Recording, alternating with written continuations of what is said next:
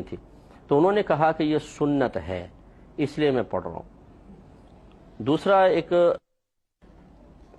اور روایت میں ہے کہ طلحہ بن عبداللہ بن عوف بیان کرتے ہیں کہ میں نے حضرت عبداللہ بن عباس کے پیچھے نماز جنازہ پڑھی تو انہوں نے بلند آواز سے سورہ فاتحہ پڑھی اور ایک سورت پڑھی حتیٰ کہ ہم کو سنایا، یعنی جہر سے۔ اب اس میں دیکھیں سورہ فاتحہ بھی، اس کے ساتھ ایک اور سورت پڑھی اور ہمیں بلند آواز سے پڑھ کر سنایا۔ جب وہ فارغ ہو گئے تو میں نے ان کا ہاتھ پکڑ کر ان سے سوال کیا تو انہوں نے کہا کہ یہ سنت اور حق ہے۔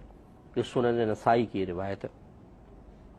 اسی طرح سنن ابن ماجہ میں ہے کہ حضرت ام شریک انصاریہ بیان کرتی ہیں کہ ہمیں رسول اللہ صلی اللہ علیہ وسلم نے حکم دیا کہ ہم نماز جنازہ میں سورہ فاتحہ پڑھیں، تو یہ ایک روایت ان سے بھی آ گئی۔ حضرت ابو امامہ رضی اللہ تعالیٰ عنہ سے روایت ہے کہ نماز جنازہ میں سنت یہ ہے کہ پہلی تکبیر کے بعد سورہ فاتحہ پڑھی جائے، پھر 3 تکبیریں لگائی جائیں اور آخر میں سلام پھیرا جائے۔ یہ سنن نسائی کی روایت ہے۔